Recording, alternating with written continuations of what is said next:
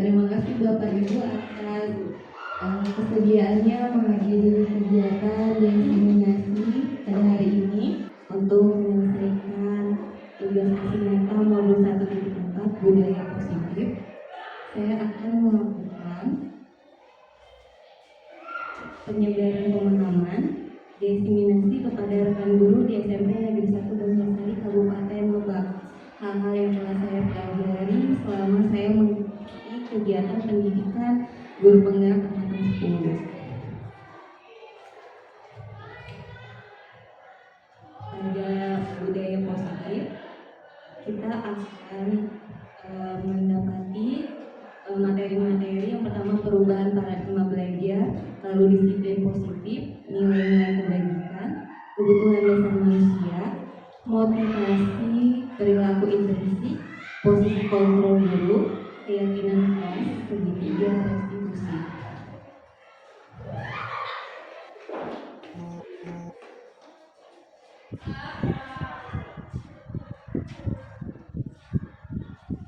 Yang pertama, pembelajaran dengan paradigma baru. Bapak Ibu, saat masih menjadi peserta didik di masa lalu, apakah pembelajaran yang Bapak Ibu terima sama dengan kegiatan pembelajaran yang kita lakukan pada masa sekarang? Ada yang maksudnya apa bedanya?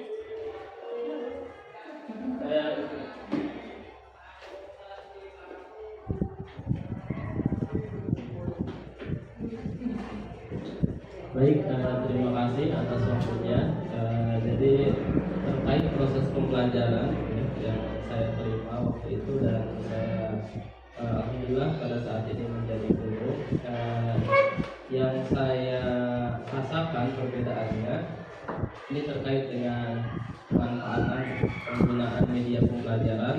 Kalau waktu dulu kita terbatas untuk sumber belajar, media pembelajaran. Kalau sekarang karena kemajuan teknologi dan informasi, jadi peserta didik dan guru itu sangat mudah sekali mengakses informasi dan itu bisa digunakan dalam proses pembelajaran. Mungkin itu salah satunya yang saya rasakan perbedaan yang sangat ketara ya pada saat ini dengan yang lalu, itu terkait dengan adanya sumber informasi dan teknologi yang bisa digunakan dalam proses pembelajaran sehingga itu memudahkan ya, dalam menemukan informasi untuk proses pembelajaran itu sendiri. Itu saja dari saya. Terima kasih atas waktunya.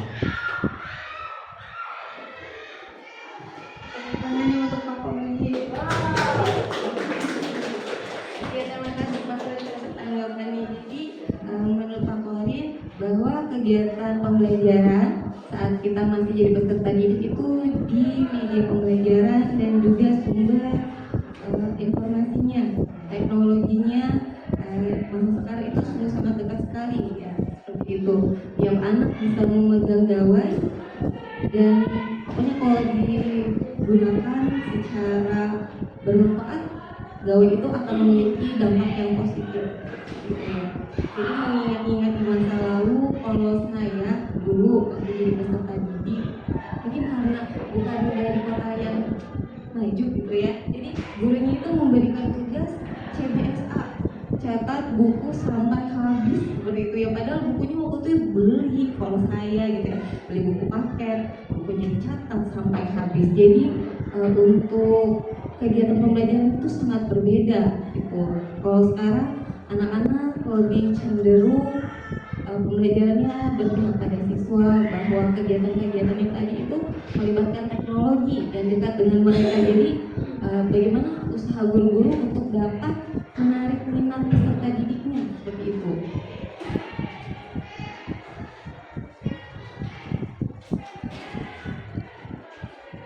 Ya, kegiatan pembelajaran sekarang itu lebih berkelompok-kelompok, lebih beragam, media ajarnya, kegiatannya seperti itu.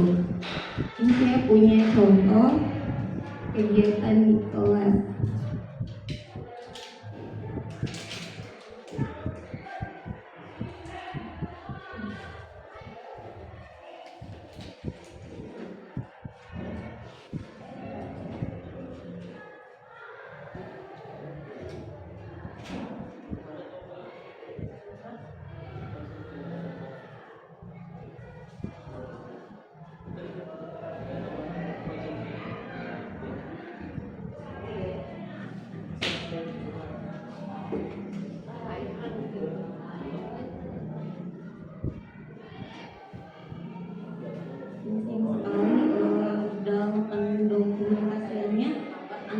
cenderung tidak percaya diri untuk terlihat masuk ke dalam videonya gitu ya. Mereka lebih nyaman kalau yang terlihat itu hanya sekedar langkah-langkah pengerjaannya dan juga pokoknya hasilnya gitu ya, ada aja hasilnya pokoknya yang kita. Jadi nggak cuma melakukan kegiatan praktik membuat tiruan sederhana sistem pernapasan, tapi juga ada tugas gitu ya untuk membuat video dokumentasinya. Jadi yang tadinya itu mungkin kurang berkesan, kurang bermakna, jadi lebih berkesan karena didokumentasikan bagaimana cara mereka itu membuat videonya, entah pakai aplikasi apapun. Anak-anak zaman sekarang gitu ya sudah pada main TikTok, gimana supaya si TikToknya itu lebih bermanfaat dalam kegiatan belajar. Nah itu salah satunya tadi, membuat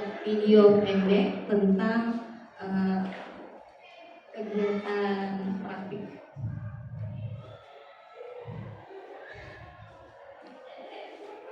Pembelajaran dengan paradigma baru itu dirancang berdasarkan prinsip pembelajaran berdiferensiasi. Jadi untuk mewadahi anak-anak yang memiliki karakter beraneka ragam, cara belajarnya entah itu visual, audio visual ataupun kinestetik, bagaimana semua itu terwadahi, tidak hanya yang visual saja, mencatat, membaca, melihat gambar, atau yang audio mendengarkan guru berceramah. Jadi bagaimana semua itu terwadahi dengan baik dengan pembelajaran yang berdiferensiasi, entah itu produknya, entah itu prosesnya, ataupun konten yang berdiferensiasi. Pokoknya berpihak pada peserta didik, sehingga para peserta didik belajar sesuai dengan kebutuhannya untuk mewujudkan profil pelajar Pancasila. Jadi ini adalah anak-anak yang memiliki karakter profil pelajar Pancasila.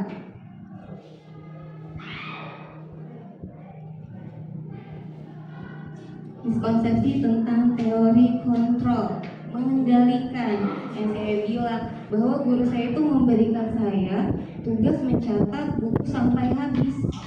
Itu sebenarnya bukan karena guru saya bisa mengendalikan saya agar saya bisa mencatat buku itu sampai habis. Itu karena saya rela ingin mencatat, ingin mendapatkan pembelajaran, sehingga saya itu mengikuti apa yang diinstruksikan oleh guru saya.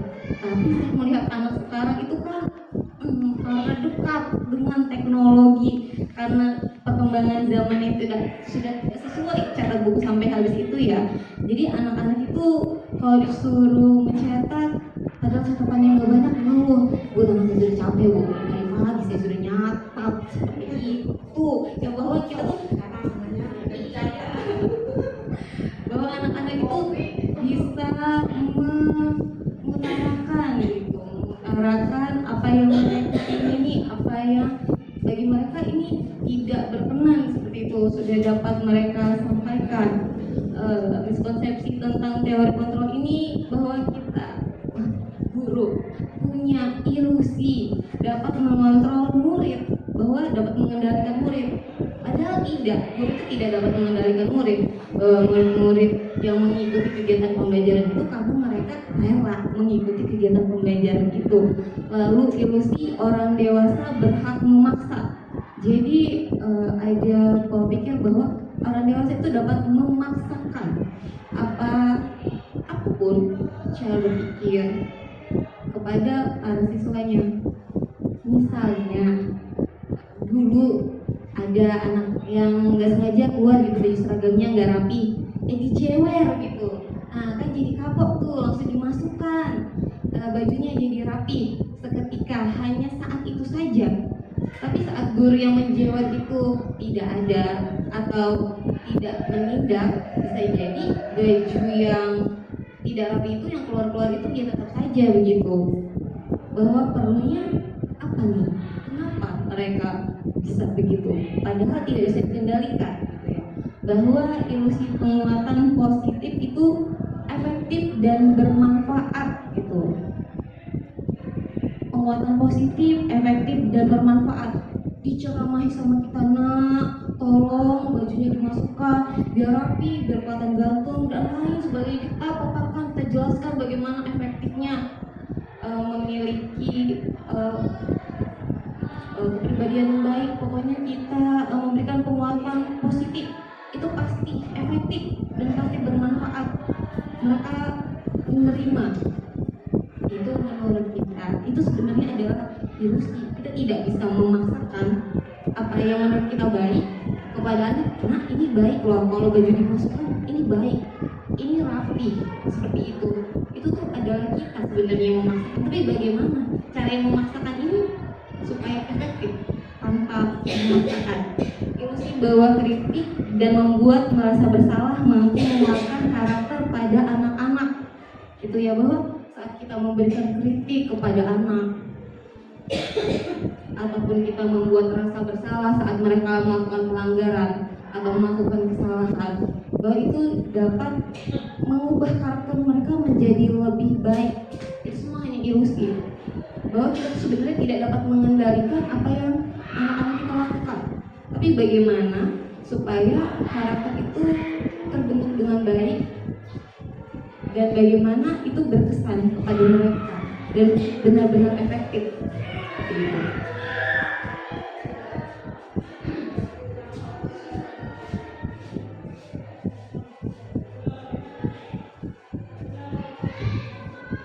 Salah satunya itu dengan disiplin positif. Disiplin sendiri berasal dari kata disiplina yang artinya belajar. Disiplin ini berupa sikap atau perilaku tanggung jawab berdasarkan nilai-nilai yang diyakini. Kemudian disiplin positif itu yang mendasari kesadaran peserta didik tanpa reward, penghargaan, dan tanpa hukuman atau punishment gitu ya. Jadi disiplin positif ini merupakan kesadaran dari peserta didik. Kita tidak dapat mengendalikan para peserta didik, tapi kesadaran yang ada di dalam diri mereka itu yang akan mempengaruhi karakter mereka, bahwa kesadaran diri, oh ternyata memasukkan baju seragam dengan rapi itu akan terlihat baik dan sesuai dengan kesepakatan bersama, seperti itu, keyakinan yang dimiliki gitu. Sebagai pendidik, tujuan kita adalah menciptakan peserta didik yang memiliki disiplin diri sehingga mereka berperilaku mengacu kepada nilai-nilai kebajikan universal dan memiliki motivasi intrinsik, motivasi yang berasal dalam diri mereka dalam perubahan perilaku ke arah yang lebih baik.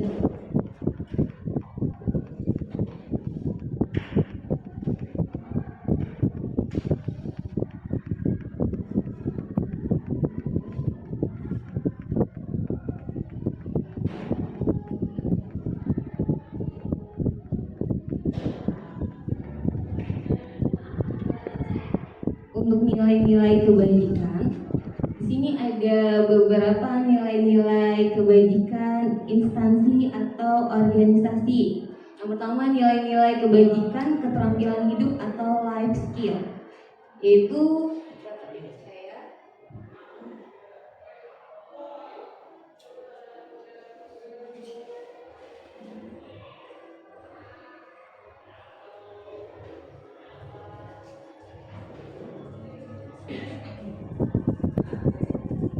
dapat dipercaya, lurus hati,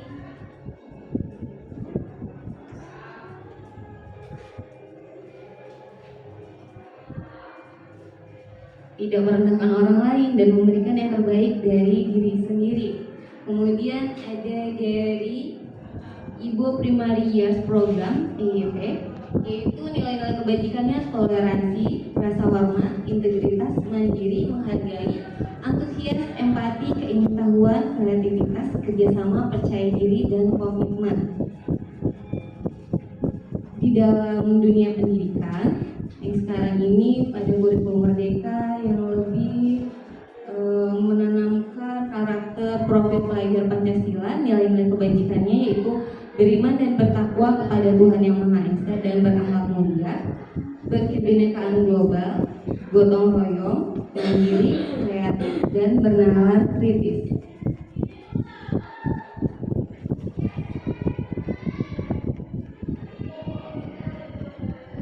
Selanjutnya adalah kebutuhan dasar manusia. Kebutuhan dasar manusia adalah segala sesuatu yang kita lakukan untuk mendapatkan apa yang kita inginkan. Seluruh tindakan yang kita lakukan memiliki tujuan tertentu, dan semua usaha terbaik yang kita lakukan adalah dalam rangka agar kebutuhan dasar kita terpenuhi dengan baik.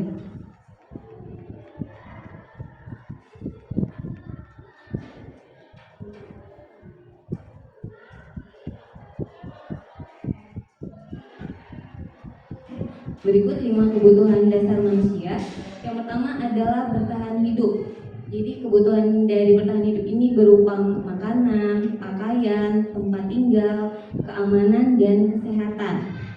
Lalu kebutuhan dasar yang selanjutnya adalah kasih sayang dan rasa diterima.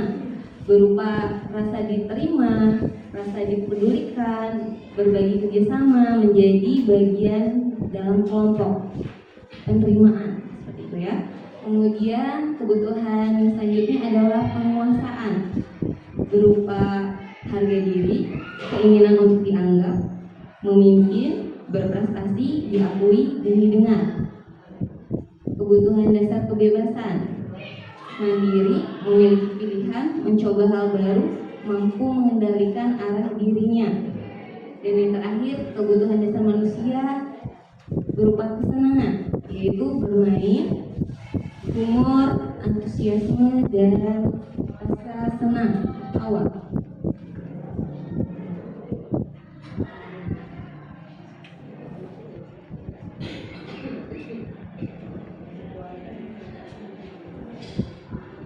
Motivasi perilaku manusia, jadi ada 2 jenis, yaitu motivasi ekstrinsik, motivasi yang berasal dari luar diri.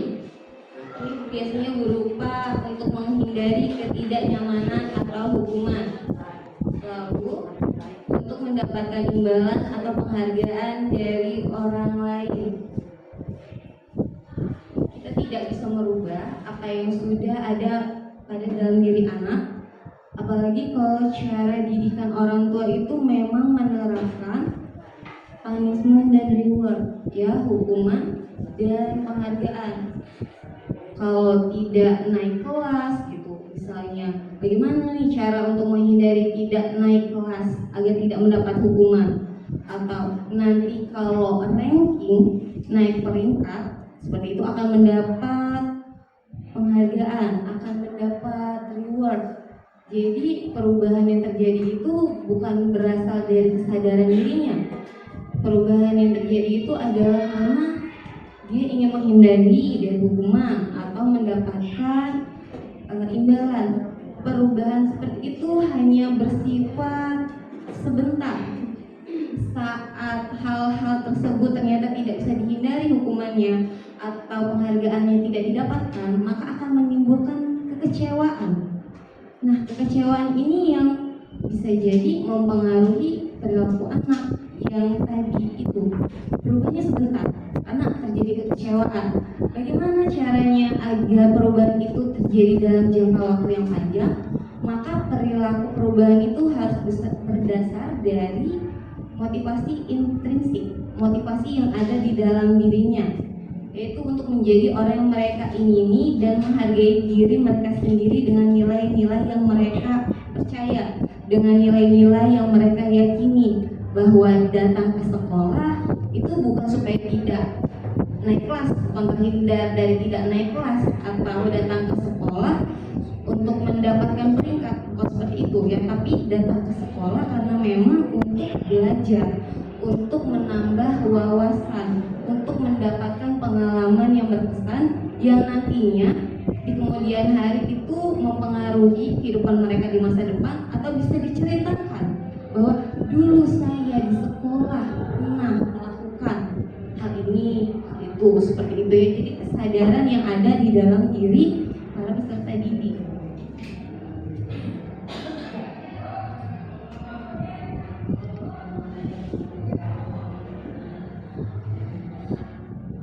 Perbedaan antara hukuman, kemudian konsekuensi dan restitusi. Jadi tadi itu ada motivasi luar yang mempengaruhi anak Tapi bagaimana caranya kita bukannya juga mengendalikan, tapi melatihkan dan mengembangkan kesadaran diri anak. Bagaimana kita sebagai seorang pendidik dapat membedakan antara hukuman, konsekuensi, dan juga restitusi. Kalau hukuman itu biasanya tidak terencana atau secara tiba-tiba. Murid tidak tahu apa yang akan terjadi atau tidak dilibatkan dari kegiatan yang akan mereka dapatkan, bersifat satu arah, biasanya tidak menerima penjelasan kenapa siswa melanggar gitu ya, berupa hukuman fisik atau psikis. Misalnya itu contohnya ada siswa yang terlambat masuk ke dalam kelas, kalau memberikan hukuman bisa saja mungkin dipajang,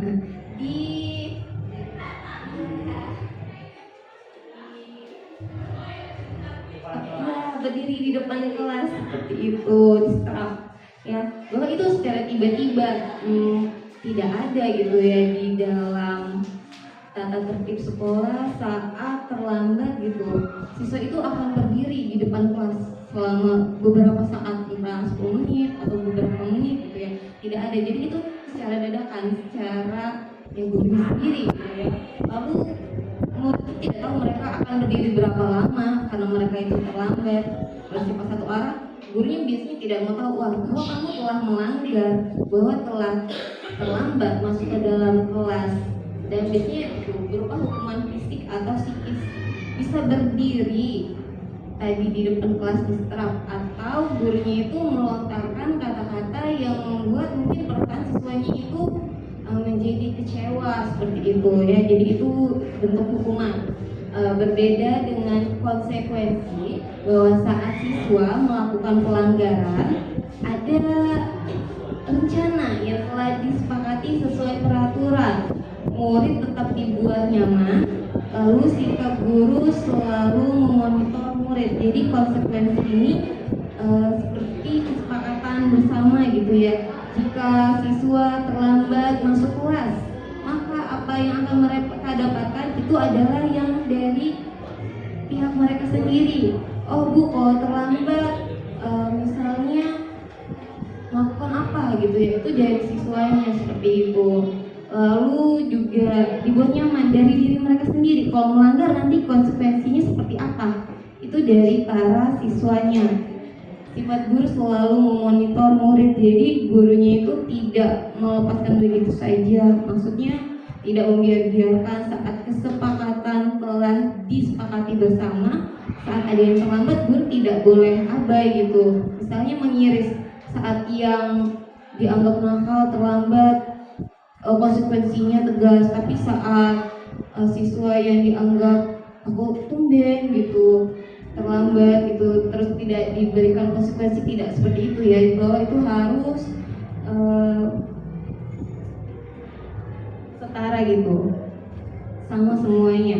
Lalu untuk restitusi saat siswa melanggar, itu berupa proses menciptakan kondisi bagi murid untuk memperbaiki kesalahannya.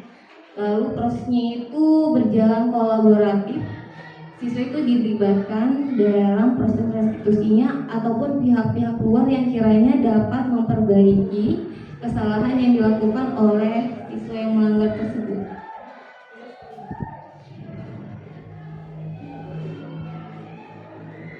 Selanjutnya ada 5 posisi kontrol guru. Di sini ada guru penghukum, guru pembuat merasa bersalah, guru sebagai teman, guru sebagai pemantau, dan guru sebagai manajer.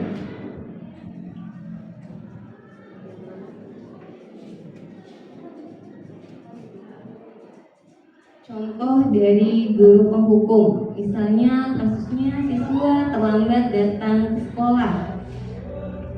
Biasanya guru dengan posisi kontrol penghukum ini tadi bertindak secara spontan gitu saja ya, akan memberikan hukuman secara fisik, misalnya hormat pada bendera selama 1 jam. Mungkin tadinya ingin membuat efek jerah gitu ya, tapi itu secara tiba-tiba, tidak ada dalam kesepakatan. Selanjutnya adalah guru membuat merasa bersalah. Jadi guru tipe ini memang berbicara dengan nada yang lembut tapi lirih. Kata-kata yang dikeluarkannya itu sengaja membuat siswanya itu memiliki rasa bersalah, tentu saja tidak nyaman ya bagi siswanya. Misalnya, berapa kali ibu harus memberitahu kamu selalu saja mengecewakan ibu. Ya, jadi nadanya itu memang lembut gitu ya, memang biasa saja, tapi pemilihan kata-kata yang dipilih itu sengaja untuk memojokkan siswa, bahwa kata-kata yang dipilih itu membuat siswa itu tidak nyaman, mengecewakan gitu ya, seperti itu.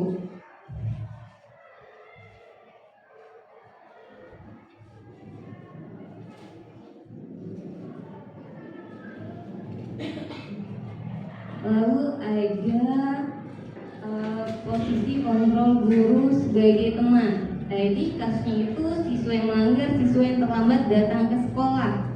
Biasanya guru yang memiliki perilaku sebagai teman itu akan melontarkan kata-kata yang membuat siswanya itu nyaman. Ayo dong ikuti aturan sekolah, tolong bantu ibu ya sekali ini, atau ya sudah tidak apa-apa, lain kali jangan sampai berbuat seperti ini lagi ya. Pada siswa melanggar memiliki kesadaran yang tinggi, guru sebagai posisi teman ini tidak bermasalah gitu ya, karena siswanya memiliki kesadaran diri, oh iya lain kali tidak terlambat. Tapi bagaimana dengan siswa yang memiliki kesadaran diri yang rendah? Siswa itu mungkin akan kurang hormat kepada tipe guru kontrol ini, seperti tidak ada batasan antara guru dengan siswanya. Jadi kadang-kadang kegiatan pembelajaran itu memang berjalan santai, tapi saking seperti tidak ada batasnya itu perilakunya tuh kadang siswa itu kelewatan gitu ya, seperti kepada temannya sendiri, dan itu berdampak bagi gurunya sendiri tuh ada dampak negatifnya, susah untuk mengendalikan siswanya gitu ya. Lalu ada posisi guru pemantau, di mana biasanya guru pemantau ini berdasarkan dengan regulasi, tata tertib atau aturan-aturan yang ada di sekolah atau yang telah disepakati bersama, akan mengingatkan tentang aturan-aturan tersebut. Seperti kamu sudah melanggar peraturan sekolah, kamu tahu konsekuensinya, jangan diulangi lagi. Jadi mengingatkan keaturan dan konsekuensi yang telah dilakukan bersama.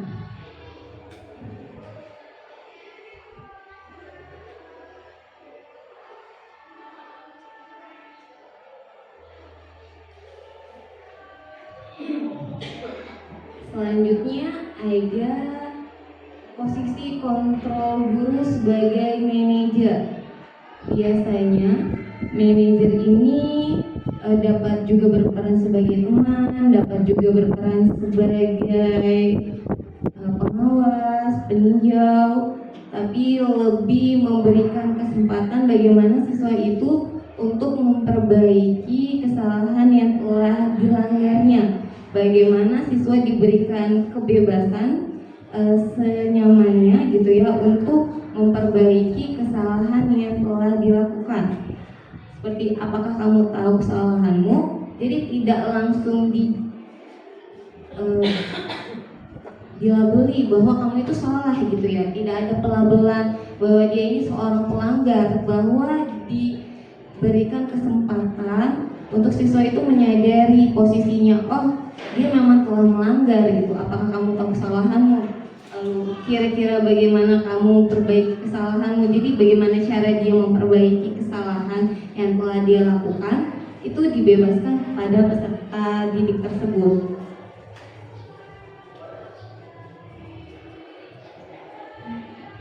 Rekan-rekan sekalian, bagaimana kira-kira posisi rekan-rekan pada posisi kontrol guru.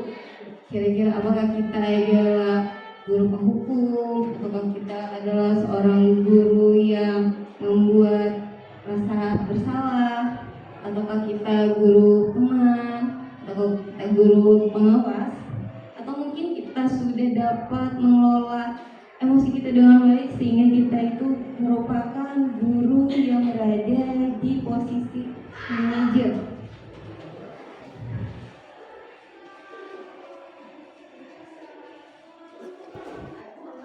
Ya, Bapak Ibu, kita akan main games ya. Ya, jadi games ini berpasangan. Jadi kalau yang belum berpasangan gimana nih? Depan belakang? Cariin dong pasangannya. Oh, cariin dong pasangannya ya. Jadi ini permainan ini berpasangan.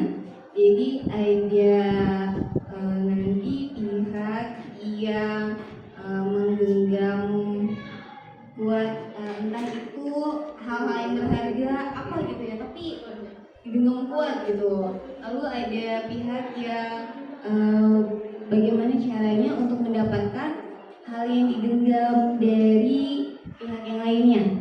Nah, seperti itu ya.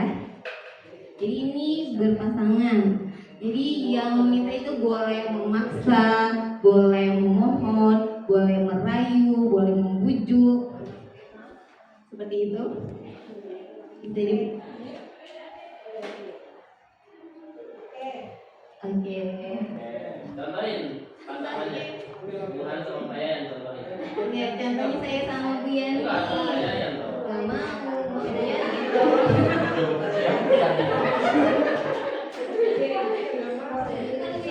Lagi sendirian, kalau saya Berdiri dong, Bu Yanti berdiri biar kelihatan kita. Yes. Gitu.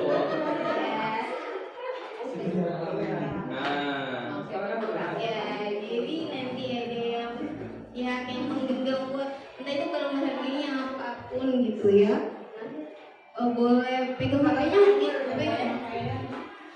Nah, nanti ada pihak yang bagaimana caranya bisa mendapatkan barang dari pihak yang mempertahankan barangnya. Ya, boleh dirayu, dibujuk, dipaksa. Ya, boleh seperti itu. Oke, coba Betty boleh minta HP-nya? Boleh lah, minta HP-nya.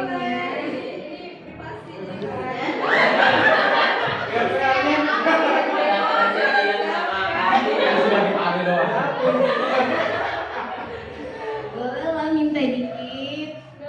Ini kan banyak.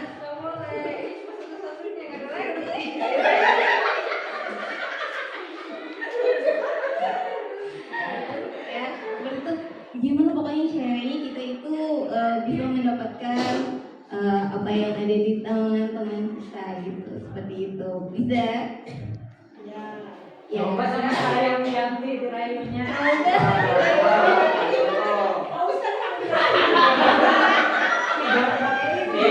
Video kirim. Yanti punya HP. Punya apa? Punya siapa HP-nya? Saya sempat beli saya sendiri. Boleh saya pinjam? Tidak boleh. Boleh pinjam. Boleh. Belinya baru. Beli yang baru. Iya. Saya pinjam dulu sapinya.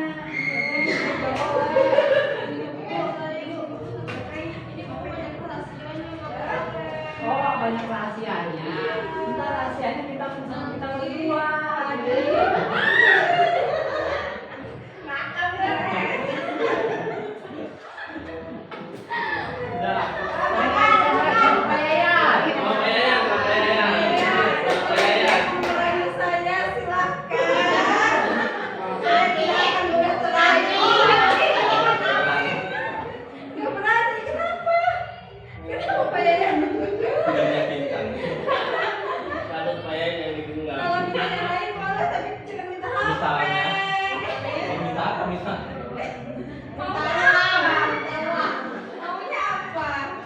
Tapi sayangnya mau yang berharga bagi Bu Yanti, saya nggak mau minta yang nggak berharga. Jangan, ini nggak boleh ya, nggak boleh.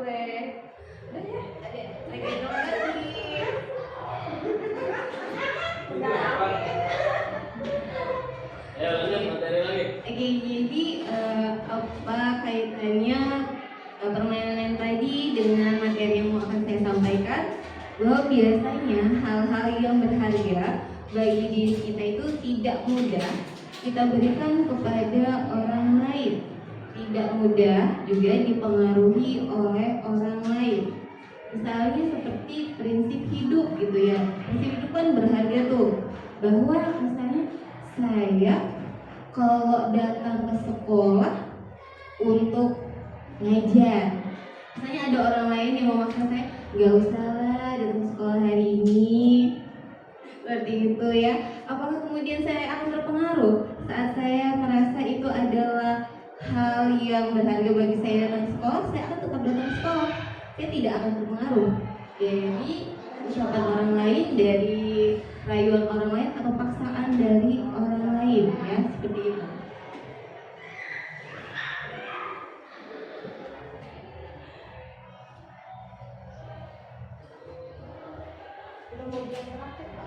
Jadi materi yang akan saya sampaikan itu tentang keyakinan. Dan karena kita pendidik, keyakinan yang di ini itu adalah pembentukan keyakinan kelas. Jadi saat sudah menjadi keyakinan, hal-hal yang diyakini ini tidak mudah dipengaruhi oleh orang lain, tidak bisa dipaksakan juga untuk tidak dilakukan karena telah menjadi keyakinan, seperti itu. Untuk pembentukan keyakinan kelas biasanya itu bersifat abstrak, berupa pernyataan universal dibuat dalam pernyataan positif, dan kosakatanya itu sedikit saja agar mudah diingat, disesuaikan dengan kondisi kelas dan sekolah sehingga keyakinan ini mudah untuk diterapkan. Semua warga sekolah atau warga kelas dilibatkan saat membuat keyakinan kelas ini. Seperti itu. Misalnya kita buat keyakinan kelas dalam kegiatan diskusi kita gitu ya, bahwa yang diizinkan untuk berbicara adalah peserta yang telah diberikan kesempatan, yang memang diberikan izin untuk berbicara di dalam diskusi. Saat tidak diberikan kesempatan, maka kita tidak boleh ikut berbicara karena akan mengganggu jalannya diskusi. Itu biasanya dalam pernyataan positif, dan tidak boleh sebaiknya. Pokoknya kata-katanya itu positif.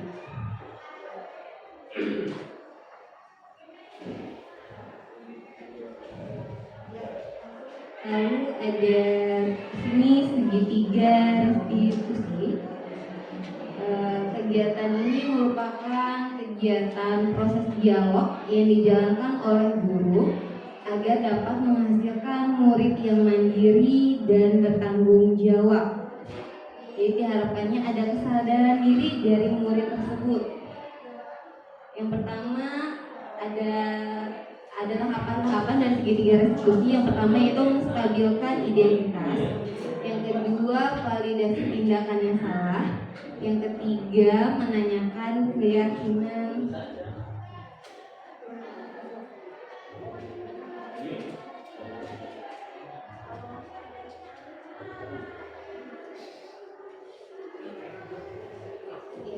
Langkah pertama yaitu menstabilkan identitas. Langkah ini berdasarkan prinsip membuat kesalahan adalah bagian dari proses pembelajaran. Jadi ketika kita akan melakukan restitusi terhadap siswa yang melanggar, kita itu akan mengeluarkan kalimat yang menyadari, siswa itu akan menyadari bahwa yang mereka perbuat itu adalah pelanggaran, seperti itu. Yaitu seperti berkata berbuat salah itu wajar. Ibu tahu tidak ada manusia yang sempurna. Lalu ibu atau bapak tidak mencari siapa yang salah dari pelanggaran ini, tapi ibu dan bapak yang mencari solusi dari permasalahan ini. Lalu dan lain sebagainya, pokoknya kata-kata yang bisa membuat mereka menyadari apa yang telah mereka lakukan itu merupakan sebuah pelanggaran kesadaran dalam diri mereka sendiri.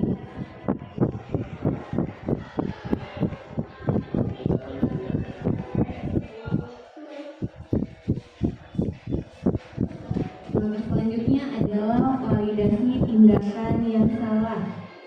Jadi kegiatan ini berdasarkan prinsip setiap perilaku berupaya memenuhi suatu kebutuhan tertentu. Jadi biasanya anak-anak itu melakukan pelanggaran itu karena merasa ada kebutuhan yang tidak terpenuhi. Misalnya saat bapak dan ibu sedang menjelaskan materi, lalu ada siswa yang seperti tidak antusias gitu, menaruh kepalanya di atas meja atau tidak memperhatikan dengan sengaja, seperti itu ya. Maka kira-kira apa gitu ya yang ada di dalam kegiatan pembelajaran itu yang tidak memenuhi kebutuhan siswa? Apakah ternyata mereka tidak memenuhi kebutuhan rasa senang? Ternyata kegiatan pembelajaran yang kita lakukan itu tidak menyenangkan bagi siswa, sehingga tidak menarik kegiatan pembelajaran siswa. Nah, jadi seperti itu. Jadi kenapa kamu melakukan? Pasti kamu punya alasan. Lalu misalnya kalimat yang lainnya, kamu patut bangga karena telah melindungi sesuatu yang penting buatmu. Misalnya kalau pelanggaran itu berupa perkelahian gitu ya, entah itu diawali karena saling ejek yang keterlaluan sehingga satunya tersinggung dan merasa harus melindungi sesuatu yang berharga bagi dirinya gitu ya. Biasanya diajak-ajak sama orang tua gitu kan, kamu tuh berharga gitu bagi dirinya, jadi terjadi pelanggaran perkelahian seperti itu. Jadi kita harus validasi tindakan yang salah, mungkin seperti itu ya.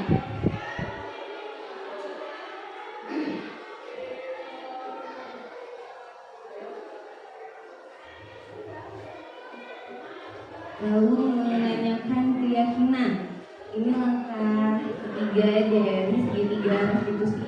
Berdasarkan prinsip teori kontrol bahwa pada dasarnya kita termotivasi secara intrinsik.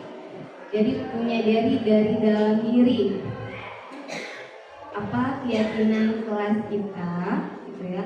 Nilai-nilai apa yang telah disepakati bersama. Seperti apa gambaran sebuah kelas yang ideal menurut kamu. Jadi misalnya kalau tadi ada anak berkelahi seperti itu, kira-kira kita menanyakan keyakinan kembali, apa keyakinan kelas kita. Dia akan menyadari bahwa oh iya, keyakinan kelas kita itu menjaga kedamaian kelas saat kegiatan pembelajaran berlangsung. Mereka akan menyadarinya, makanya keyakinan kelas itu tadi kata-katanya itu positif dan tidak terlalu banyak sehingga itu mudah diingat dan sadari kalau mereka itu melanggar gitu atau telah mengikuti keyakinan dengan baik.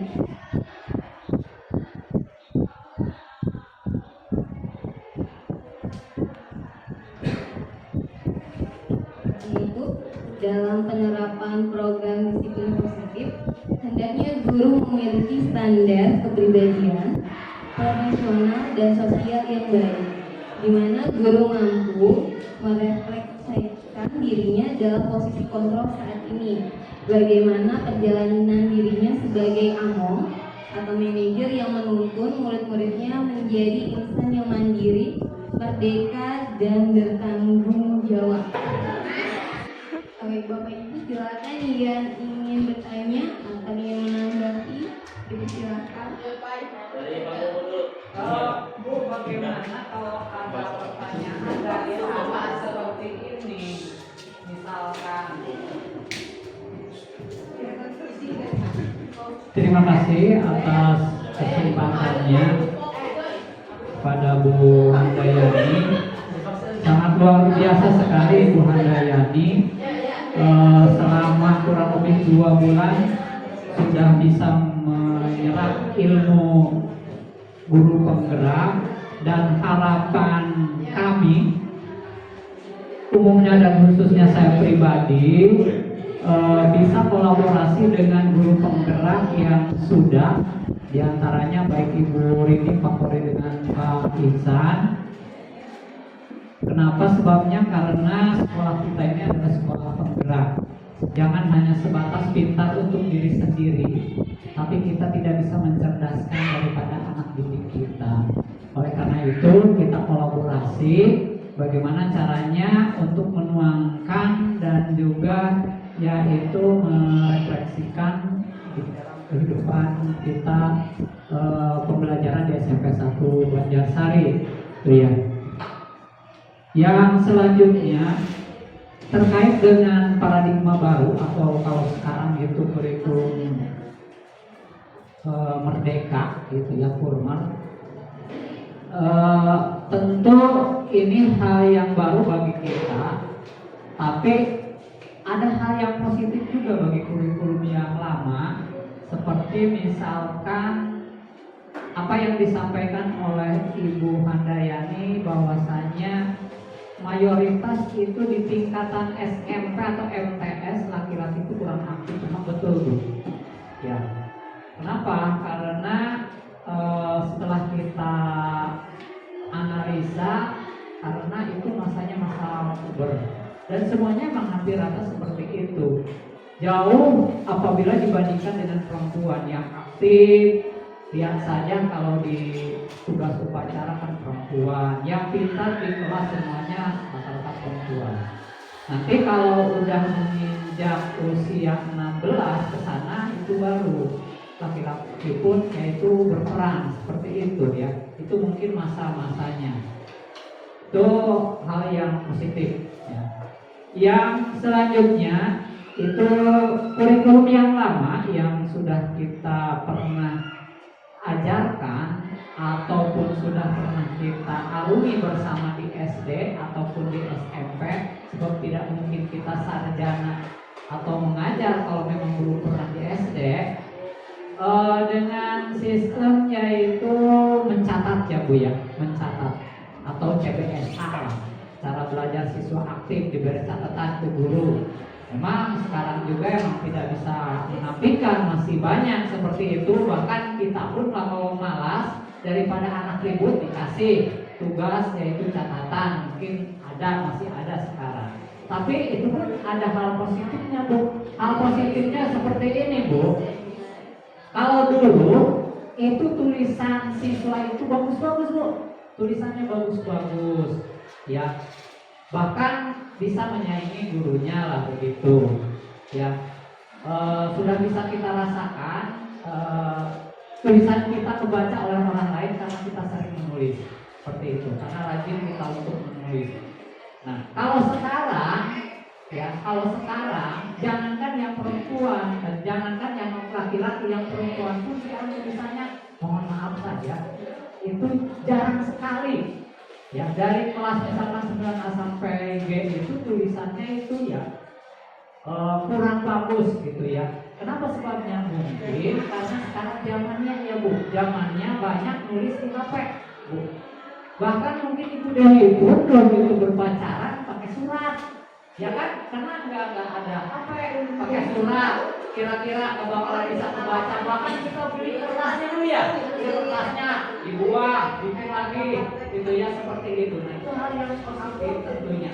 Sehingga untuk pembelajaran sekarang ke kurikulum, nah susah sekali mencari siswa yang tulisannya bagus. Bahkan susah sekali, maaf kalau kita ada guru yang mencari guru untuk menuliskan ijazah. Kenapa? Karena merasa kurang pede ya tulisannya, itu guru. Jadi kita alami seperti itu. Nah, emang hal yang negatifnya ya tentu tadi anak itu tidak bisa berkembang hanya sebatas mencatat, kata itu mencatat, terus hanya perempuan yang aktif, sementara laki-laki kurang aktif. Nah, tentu dari kurikulum yang lama dengan yang baru tentunya mudah-mudahan kita bisa kolaborasi juga.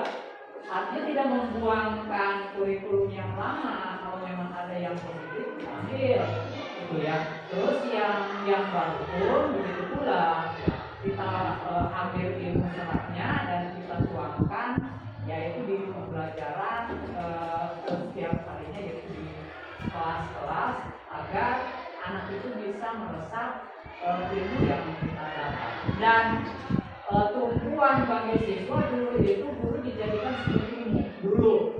Kenapa sebabnya? Karena ada kata Korea, kata-katanya tidak ada sumber lagi yang betul, hanya seperti itu. Sehingga etika dan juga tahdidnya terhadap murid itu betul. Kalau murid yang dulu itu ya format betul-betul. Kalau kuari, masa Allah jauh berbeda ya.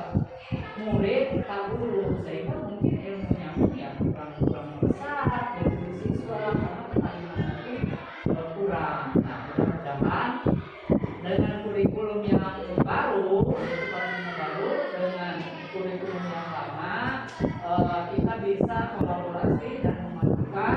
Begitu pula dengan tenaga baru atau guru penggerak baru, kita bisa kolaborasi, yaitu untuk memajukan sekolah penggerak SMP. Terima kasih. Tarik dulu.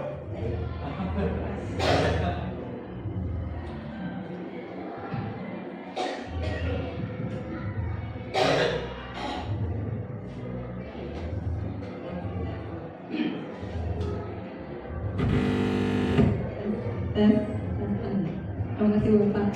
Terima kasih atas tanggapan hangatnya dan harapannya juga pertanyaannya. Jadi yang pertama itu mengenai bahwa umur anak-anak di SMP itu adalah umurnya sedang bermain sambil belajar, gitu ya. Kemudian bahwa anak-anak perempuan itu kalau di usia SMP cenderung terlihat lebih aktif, lebih antusias daripada siswa laki-laki, seperti itu.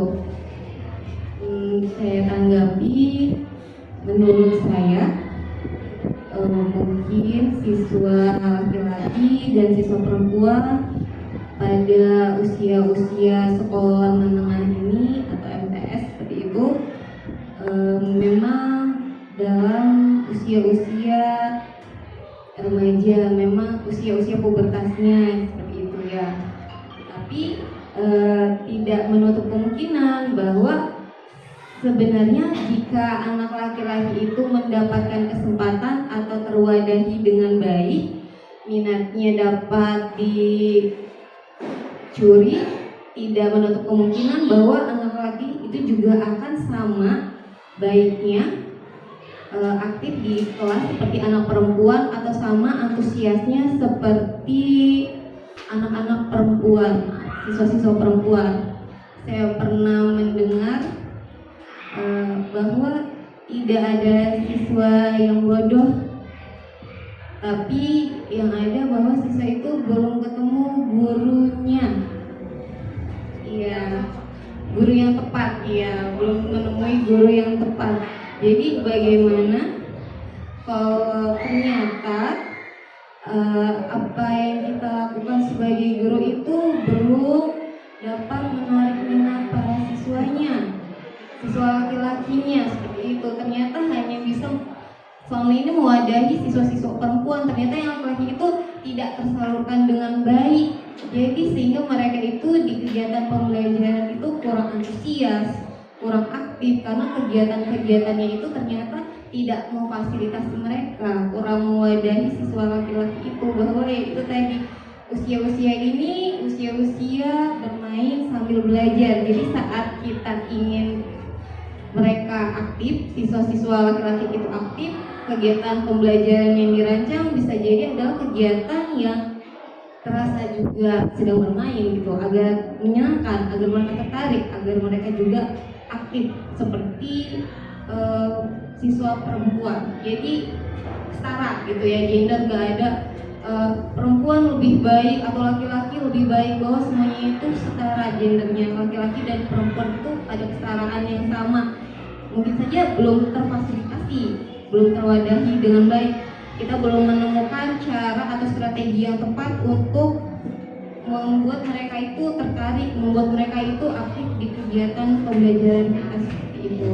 Karena yang pernah saya alami gitu ya, saya ketahui usia-usia sekolah menengah ini adalah usia-usia di mana terbentuknya karakter, dan nanti karakter itu lebih berkembang lagi saat SMA. Jadi apa yang sudah mereka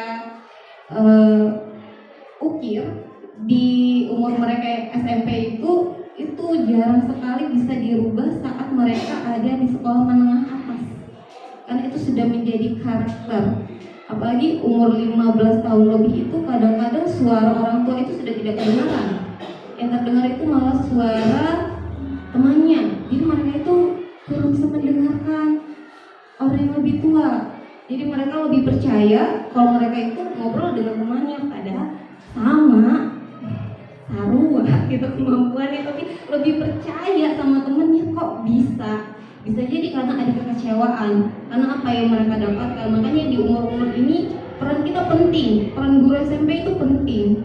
Apa yang nanti mereka miliki, karakter yang mereka miliki itu karakter dari mereka itu sekolah menengah pertama, itu yang akan dikembangkan sekolah menengah atas, dan itu bisa jadi yang jadi kepribadian karakter mereka di masa depan.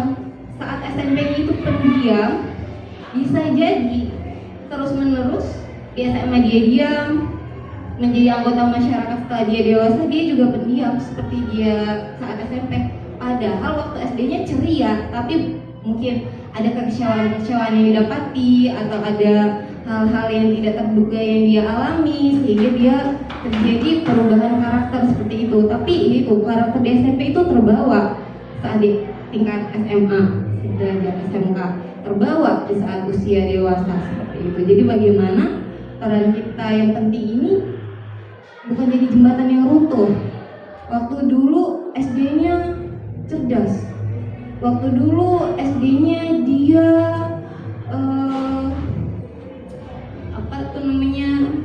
terlihat terang benderang gitu masa depannya. Kok waktu di SMP mungkin karena tidak terfasilitasi, tidak terwadahi seperti itu, jadi seperti tidak terlihat potensi yang dimilikinya, bahkan tidak berkembang. Jadi kemampuannya ya itu saja, kemampuan yang dimiliki dari sekolah dasar. Terus di SMA karena terbiasa di SMP-nya tidak terwadahi, akhirnya ya itu kurang minat. Tapi kalau sekalinya berbakat, memang aktif waktu tingkat sekolah menengah pertamanya, bisa jadi aktif juga di sekolah tingkat menengah atasnya seperti itu. Lalu menanggapi kurikulum merdeka dan paradigma baru di kegiatan pembelajaran, bahwa catat buku sampai habis itu ada dampak positifnya gitu ya, bahwa tulisan itu jadi lebih terbaca seperti itu. Ya saya rasakan sendiri gitu ya, bahwa diterapkannya kurikulum 13 sudah menerapkan TPACK di dalam kegiatan pembelajarannya, bahwa dimasukkannya teknologi ke dalam kegiatan pembelajaran. Itu memang saya rasakan gitu ya, bahwa tulisan ya jadi seperti itu. Tidak pede kalau harus menulis di ijazah, tapi mungkin lebih kepada kepribadian ya. Tulisan itu kan menampakkan kepribadian. Makanya kalau cari kerja itu surat lamaran pekerjaan itu ditulis pakai tangan, biasanya jarang di print. Karena apa? Karena tulisan itu mencerminkan kepribadian kita, bahwa HR bagian rekrutmen itu dia sudah tahu, tulisan ini seperti ini, bahwa orangnya itu ternyata orangnya terbuka, orangnya ramah, orangnya bisa bekerja sama seperti itu. Jadi dari tulisan itu memang menampakkan kepribadian. Apa yang kita tuliskan itu adalah kepribadian kita. Tulisan-tulisan itu bermakna. Sekian dan terima kasih. Semoga apa yang saya